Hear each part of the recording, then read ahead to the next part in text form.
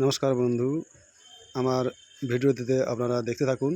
আমি অবশ্যই আপনাদের পিউ পলিশ কিভাবে করতে হয় আমি অবশ্যই আপনাদেরকে দেখিয়ে দিব।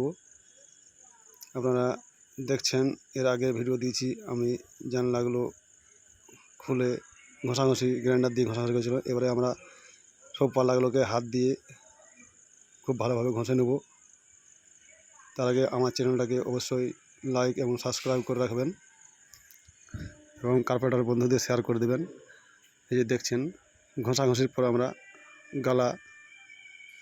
গালা দিয়ে সারফেসটা তৈরি করে নেব।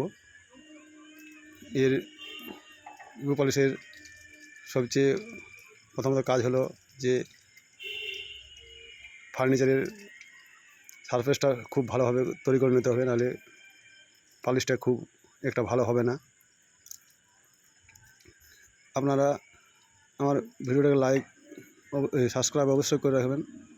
আমি যথাসাধ্য আপনাদের পিউ পলিশ কীভাবে করতে হয় আমি শিখিয়ে দেব এবং কাঠে যে আশড়াগুলো থাকে সেগুলা কীভাবে মেকআপ করতে হয় এবং কী কালার দিয়ে কোন কাঠে মেকআপ করতে হয় আমি অবশ্যই শিখিয়ে দেবো। এই যে দেখছেন আশড়াটা, এটা ওয়ালনাট কালার সেগুন কাঠের। আমি দেখছেন খুব ইজিলি এটাকে মেকআপ করে দিলাম। এই যে দেখছেন এটা কারো যদি বুঝতে অসুবিধা হয় আমার স্ক্রিনে দেওয়া নম্বরে কল করবেন এবং আমার ভিডিওটা দেখে যাবেন। আমি পার্ট টু পার্ট আপনাদেরকে শেখাবার চেষ্টা করব।